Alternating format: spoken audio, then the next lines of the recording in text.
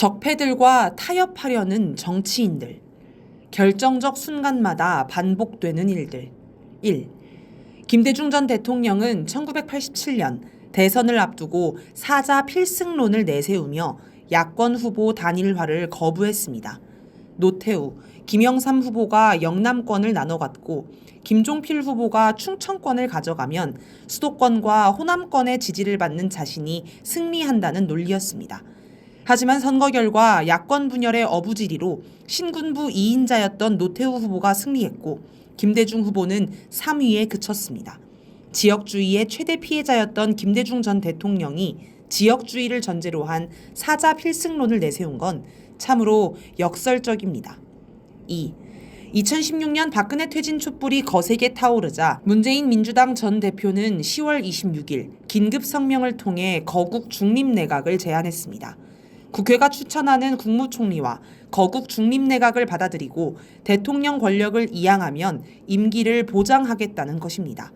박근혜 정권 퇴진 비상국민 행동은 국민은 루비콘강을 건넜는데 야당이 오히려 눈치를 보고 있다 라며 문재인 전 대표의 제안을 비판했습니다. 그런데 당시 여당이던 새누리당이 거국 중립 내각을 덜컥 수용하자 민주당은 이런저런 이유를 들어 거부하는 황당한 태도를 보였습니다. 11월로 넘어가 박근혜 대통령이 스스로 물러날 기미가 안 보이자 촛불 국민은 국회가 나서서 탄핵하라고 요구했습니다. 그런데 문재인 전 대표는 11월 20일 국회에서 대통령이 결단을 내려준다면 명예롭게 퇴진할 수 있도록 협력하겠다. 퇴진 후에도 대통령의 명예가 지켜질 수 있도록 최대한 노력하겠다라고 제안했습니다. 스스로 물러나면 사법 처리를 하지 않겠다는 말입니다.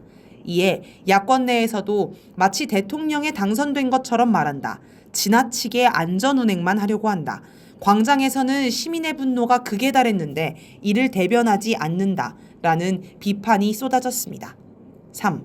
조국혁신당 조국 대표는 5월 17일 국회에서 기자회견을 열어 개헌을 통해 윤석열 대통령의 임기를 단축하는 방안을 제시하며 윤 대통령이 명예롭게 자신의 임기 단축에 동의하고 우리가 말하는 개헌에 동의한다면 지금까지의 국정운영 실패, 무능, 무책임에도 불구하고 대한민국 헌법을 바꿨다는 점에서 기여한 대통령으로 역사에 남을 것이라고 했습니다. 총선 기간에 3년은 너무 길다를 핵심 구호로 제시한 조국혁신당이 당연히 총선 후 탄핵에 나설 것으로 여겼던 국민은 뒤통수를 맞은 느낌이었습니다. 조국 대표의 논리는 탄핵을 시도하면 헌법재판소에서 뒤집힐 수 있기 때문에 개헌으로 임기를 줄이는 게 안전하다는 것이었습니다. 4. 지난 19일 유튜브 방송 매불쇼에 출연한 유시민 전 노무현재단 이사장은 대통령 탄핵 가능성이 있다면서 모두에게 행복한 길은 윤석열 대통령이 스스로 그만두는 것이라고 주장했습니다. 그러면서 그냥 물러나면 봐줄 수 있는 제도가 필요하다. 우리도 사면법을 좀 개정해서 미국식 사면제도를 도입하는 게 좋겠다. 라며 윤 대통령이 스스로 물러나면 사법 처리를 하지 않는 제도를 도입하자고 제안했습니다. 2016년 문재인 전 대표가 했던 주장을 반복한 셈입니다.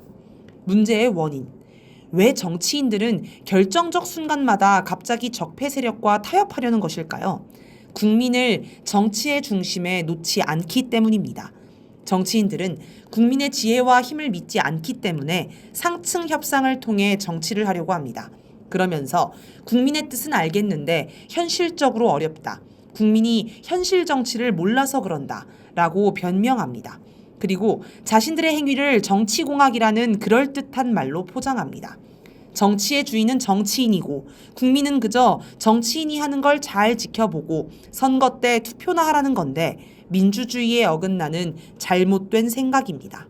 민영배 민주당 의원은 유튜브 방송 새날에 출연해 정치인은 절대로 촛불보다 앞서 계산하고 촛불 몰래 타협하지 말라. 정치공학이라고 하면서 정치인들이 만날 했던 것이 그런 거였다. 라고 지적했습니다. 더 근본으로 들어가면 정치인들이 한국 사회의 문제를 진영 간 경쟁으로 보는 게 문제입니다. 진보 대 보수, 여 대 야 이런 식으로 편을 갈라 경쟁하는 것으로 이해합니다. 그러니 어느 한쪽을 없앨 수 없고 공존해야 한다고 여기며 그래서 협상하려고 합니다. 정치에서는 절대적 정의와 진리가 없다고 생각합니다. 이건 마치 민주화 세력과 군부 독재가 공존하면서 경쟁하자는 것이나 다름없습니다.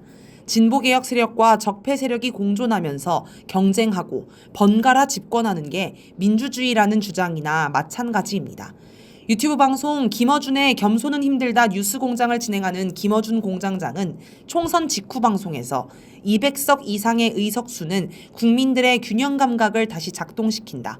이번엔 야당에 크게 몰아주었으니까 다음 대선은 또 다른 균형을 찾아야겠다는 어떤 기저가 작동하게 만든다. 라고 주장하면서 그래서 200석을 넘기는 것이 반드시 좋다고도 불가능하다고 생각했지만 좋다고 생각하지 않는다. 총선 한 번 이기고 다 끝날 건가? 라고 하였습니다. 이 논리대로면 이번 총선에서 200석을 못 넘긴 게 참으로 다행스러운 일이 됩니다. 이것도 진영 논리입니다.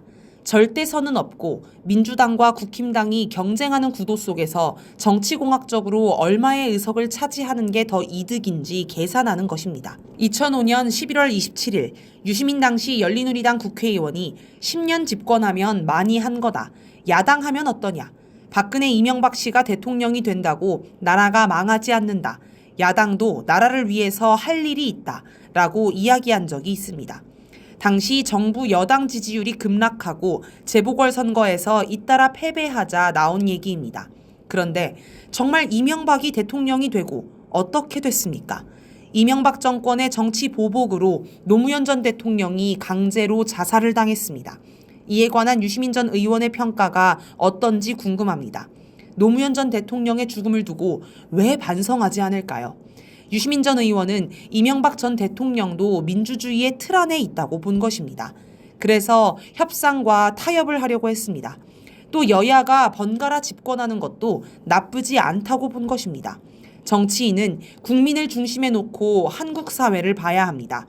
진영이 아니라 진보 대 보수가 아니라 국민 대 반국민으로 봐야 합니다. 국민의 편에서 봐야 절대 진리와 절대선을 볼 수 있습니다.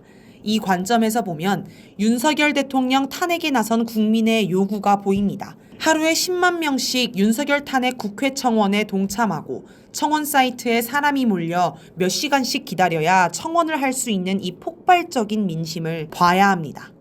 지금 국민의 요구는 윤석열 대통령을 탄핵하고 타도하자는 것입니다. 끌어내려 감옥에 쳐넣자는 것입니다. 윤석열의 명예를 운운하는 것 자체가 국민을 모욕하는 것입니다. 국민의 요구를 받드는 게 정의를 실현하는 길입니다.